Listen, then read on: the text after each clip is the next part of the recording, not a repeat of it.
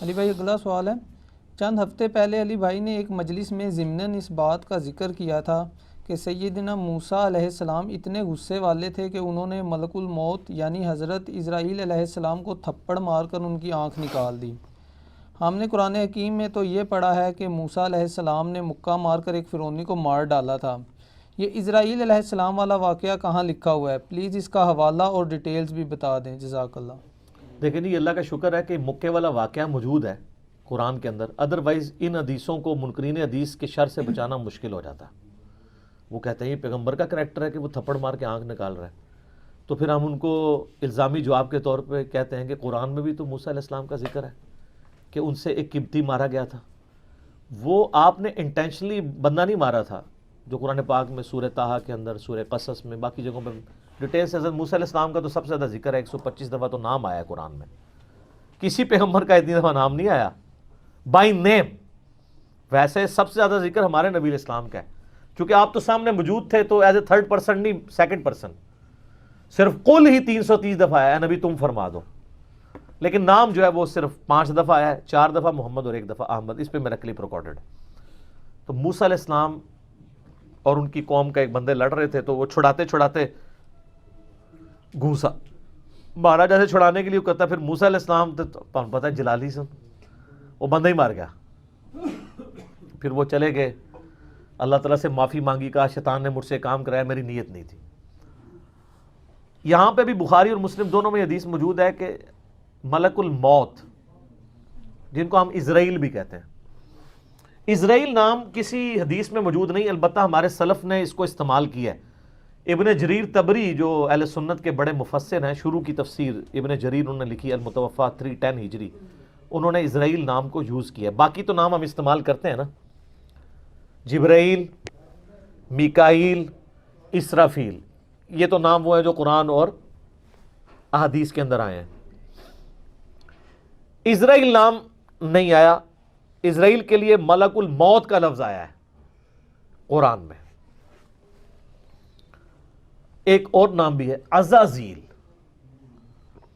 وہ پتہ کتنا ہے تواڈے بیلی دا شیطان، عزازیل عزت والا۔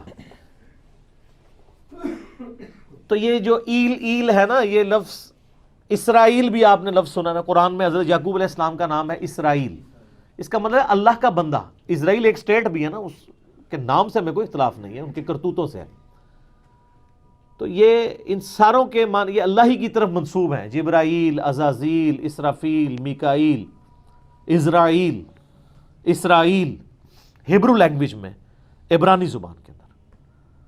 تو یہ بخاری مسلم دونوں میں موجود ہے کہ انسانی شکل میں حضرت اسرائیل علیہ السلام آئے اور کہا کہ حضرت موسیٰ علیہ السلام سے کہا کہ آپ اپنے رب کے حکم کو اوبے کیجئے، یعنی اپنی جان میرے والے کرو۔ ان چندہ چلتا پھرتا بندہ ہوئے، انہوں نے کہا ہاں جی سر چلو تیاری جے، اور پھر موسیٰ علیہ السلام، تو حضرت موسیٰ علیہ السلام نے ایک تھپڑ مارا اس کو، اس کے سے اس کی آنکھ نکل گئی۔ اب ظاہر ہے کہ حضرت موسیٰ کے ساتھ تو مس بیہیو نہیں کر سکتا تھا نا، اللہ کا بھیجا ہوا پیغمبر تھا وہ، اور آپ کو پتہ ہے یہ چاروں فرشتوں کے پیغمبر ہیں، جبرائیل، میکائیل، اسرافیل اور اسرائیل یعنی ملک الموت علیہم السلام اجمعین۔ یہ انبیاء کے یعنی فرشتوں کے انبیاء ہیں، اسی وجہ سے یہ انسانوں کے انبیاء کے استاد بھی ہیں، ورنہ نبی کا استاد غیر نبی نہیں ہو سکتا، یہ میں آپ کو لاجیکلی بتا رہا ہوں۔ تو حضرت جبرائیل علیہ السلام انبیاء میں سے ہیں، فرشتوں کے انبیاء میں سے۔ تو وہ پھر اللہ تعالیٰ کے پاس واپس چلے گئے، حضرت ملک الموت، کہا کہ یا اللہ مجھے اس بندے کے پاس بھیجا ہے جو مرنے کو پسند نہیں کرتا، مرنے کو تو کوئی بھی نہیں پسند کرتا۔ تو اللہ تعالیٰ سے انہوں نے ریکویسٹ کی تو اللہ نے ان کی آنکھ ان کو واپس کر دی۔ یار حضرت اسرائیل علیہ السلام کی آنکھ نکل جائے تو وہ کس سے ملتی ہے؟ اللہ سے۔ تو آپ کا تو فرید الدین گنج شکر کا واقعہ مشہور ہے کہ انہوں نے کہ آن دے آنکھ آندی ہے تو آن دے، سر کوئی نہیں آنکھ دے سکتا۔ ہاں اللہ اگر کسی نبی کو معجزہ دے، جیسے کہ حضرت عیسیٰ علیہ السلام کے لیے آتا ہے، وہ تو ثابت ہے، ورنہ اگر وہ کہتا ہے کوئی بزرگ بھی دے سکتا ہے تو اس بزرگ کے ماننے والوں کی آنکھ نکلوا دیتے ہیں، جا کے بزرگ سے لے کے بتائیں، کوئی کچھ نہیں کر سکتا، اسرائیل بھی نہیں کر سکتا۔ اچھا ایک کہتے ہیں اسرائیل کو روح کھو لی، گیچی مروڑ دے 2 منٹ تہاڈی روح کھونے والے ہو۔ تو وہ تو پیغمبر تھا نا، بخاری مسلم میں حدیث ہے کہ اللہ تعالیٰ کسی پیغمبر کو اس وقت تک موت نہیں دیتا جب تک کہ اس کے سامنے یہ آپشن نہ رکھ دے کہ وہ چاہے تو اپنی امت کے پورے ٹینیور تک زندہ رہے۔ اور بخاری مسلم میں الفاظ ہیں کہ نبی علیہ السلام کو بھی یہ آفر آئی تھی، لیکن آپ نے اللہ کو اللہم رفیق الاعلیٰ کہہ دیا تھا، ورنہ آپ قیامت تک زندہ رہتے اپنے امت، آپ کی تو امت کا ٹینیور بھی لمبا ہے۔ تو حضرت موسیٰ علیہ السلام نے وہ تھپڑ مارا، وہ اللہ کے پاس گئے، بخاری مسلم کے الفاظ ہیں، اللہ نے آنکھ واپس کی، واپس آئے اور کہا اچھا اس طرح کرو، اللہ کو تو پتہ تھا نا بندہ ذرا جذباتی میرا ہی بندہ ہے، تو لہٰذا میرا بھی غصے کا برا نہ مانا کرے، منو ہی اللہ نے بنایا ہے، ہر بندے کی نیچر اپنی ہے۔ ابو بکر عمر نہیں بن سکتے، عمر ابو بکر نہیں بن سکتے، دونوں کی اپنی نیچرز ہیں۔ A man can never grow out of his skin۔ انسان جتنا بھی موٹا ہو جائے اپنی سکن سے باہر نہیں نکل سکتا، جو شاکلہ اللہ نے دیا ہے اس کے اندر ہی اس کی وہ ہوئی ہوتی ہے بلٹ اپ۔ بہرحال اللہ نے فرمایا اچھا موسیٰ سے کہو کہ کسی بیل کی پشت پہ اپنا ہاتھ رکھے، اس کے ہاتھ کے نیچے جتنے بال آ جائیں گے نا اتنے سال اور زندگی بڑھ گئی۔ سر وہ تو سینکڑوں بال بنتے ہیں۔ تو حضرت اسرائیل علیہ السلام یہ جب پیکج لے کے آئے نیا کہ حضرت پہلی تے معذرت ہوں اے پیکج ہے تہاڈی مرضی ہے، دیکھو منی پھر موسیٰ دی گئی ہے، ہونا تو چاہیے تھا کہ جس نے مارا ہے اسے بدلہ لیا جاتا، لیکن لاڈلا ہے۔ تو انہوں نے کہا اچھا اتنے سال میں زندہ رہوں پھر کیا ہوگا؟ انہوں نے کہا پھر موت، کل نفس ذائقۃ الموت، ہر ذی روح نے موت کا مزہ تو چکھنا ہے۔ تو پھر انہوں نے کہا جب اتنے سال بعد مرنا ہی ہے تو اب کیوں نہیں، جب یہ میں نے جام پینا ہی ہے موت کا۔ تو پھر انہوں نے کہا اے اللہ بس میں تجھ سے یہ دعا کرتا ہوں کہ مجھے ارض مقدس یروشلم کے قریب کر دے، میں اتنا قریب ہو جاؤں کہ وہاں سے اگر کوئی پتھر بھی پھینکے نا تو میری قبر تک پہنچ جائے، وہ مقدس زمین کے۔ جیسے ہماری بھی خواہش ہوتی ہے بقیع غرقد میں دفن ہو۔ مسلم شریف میں حدیث ہے کہ جس نے مدینے کے مصائب پہ صبر کیا تو میں اس کا شفیع بنوں گا۔ ترمذی میں الفاظ ہیں کہ ہو سکے تو مدینے میں مرو، جو مدینے میں مرے گا میں اس کی شفاعت کروں گا۔ اور بخاری میں حدیث ہے حضرت عمر کہا کرتے تھے اے اللہ مجھے شہادت کی موت دینا، اپنے رسول کے شہر مدینہ میں موت دینا۔ اللہ نے دونوں ان کی دعائیں قبول کر لیں، کیونکہ سب سے پہلے شفاعت اہل مدینہ کی ہونی ہے، بشرطے کہ وہ آپ کے فرقے کا ہو۔ ہاں سر فضائل اعمال والے شیخ زکریا صاحب بھی مدینہ شریف بقیع غرقد میں دفن ہے، اور فضان سنت والے الیاس قادری صاحب کے پیر صاحب ضیاء الدین مدنی بھی وہاں پہ دفن ہے، اور ہماری ماں سیدہ عائشہ بھی وہاں دفن ہے، امام حسن علیہ السلام بھی وہاں پہ دفن ہے، امام باقر بھی وہاں پہ دفن ہے، امام مالک بھی وہاں پہ دفن ہے، حضرت عثمان غنی بھی وہاں پہ دفن ہے، اور عبداللہ ابن ابی بھی وہاں پہ دفن ہے۔ قبروں سے کوئی فرق نہیں پڑتا، اتنے نیک لوگوں کے ساتھ اس منافق کی قبر بھی ہے۔ پہلے تو سانجے قبرستان ہوندے سن نا۔ تو اچھا انہوں نے دیکھ لیں اس سے اسرائیل سے نہیں کہا کہ منو جا لین دے، اللہ سے ہی مانگا ہے، تو اللہ نے ان کو قریب کر دیا۔ اور نبی علیہ السلام فرماتے ہیں جب وہ قریب ہوئے تو وہاں پہ ان کو موت دے دی، اور اگر میں چاہوں تو تمہیں سرخ ٹیلے کے پاس موسیٰ علیہ السلام کی قبر بھی دکھا سکتا ہوں۔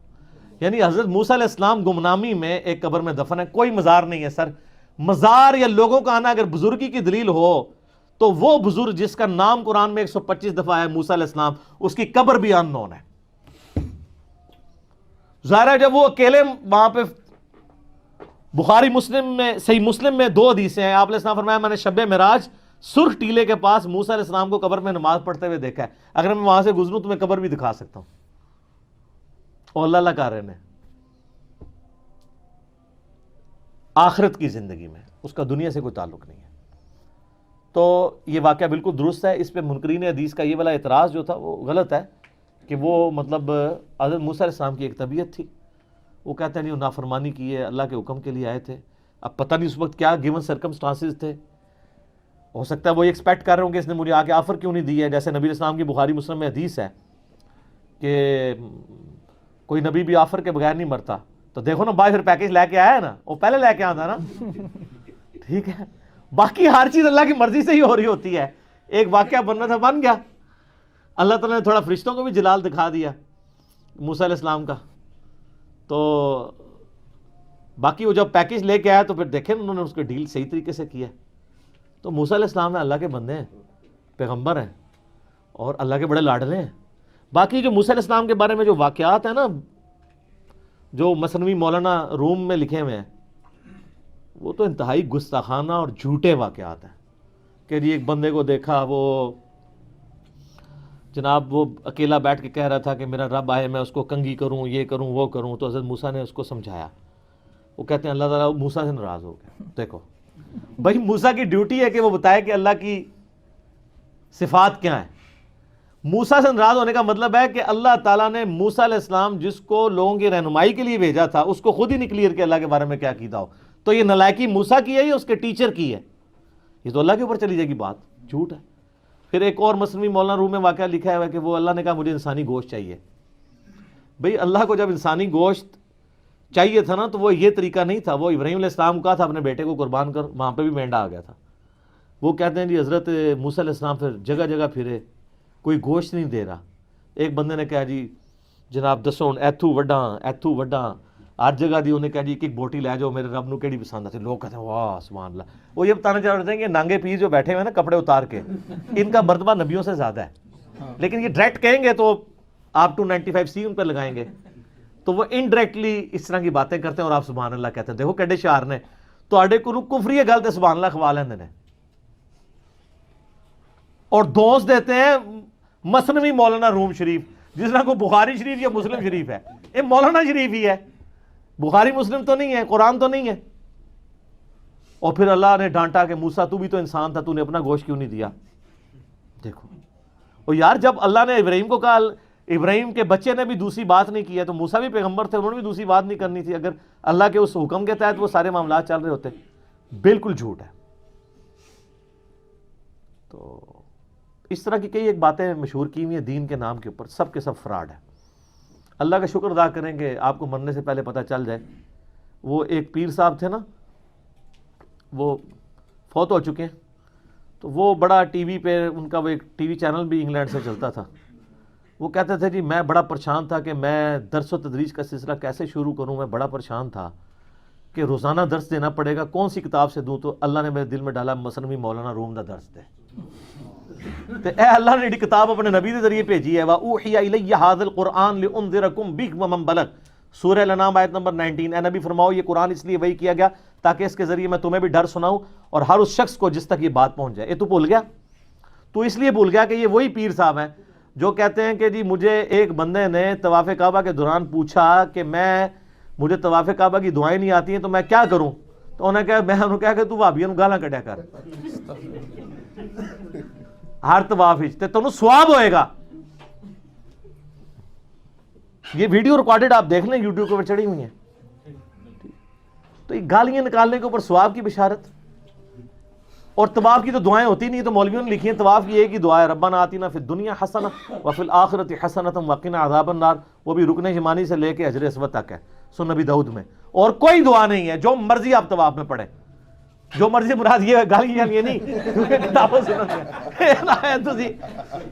بھابی سنیاں نو گالاں کڈ رہے ہو, سنی بھابیاں نو, شیعہ سنی نو, سنی شیعہ نو, ٹھیک ہے. تو اے نہیں سر, میں نے طواف کعبہ میں ایک انڈین جوڑا دیکھا, بابی اور بابا, انہوں نے ہاتھ میں تسبیح پکڑی ہوئی تھی اور وہ طواف کعبہ میں پڑھ رہے تھے یا معین الحق, یا معین الدین چشتی پار لگا دے کشتی, یا معین الدین چشتی پار لگا دے کشتی. یہ طواف کعبہ میں پڑھ رہے تھے. سر جب مولویوں نے آپ کے ساتھ یعنی صدیوں میں یہ کھلواڑ کیا دین کے نام کے اوپر, تو پھر آپ بھگتیں گے.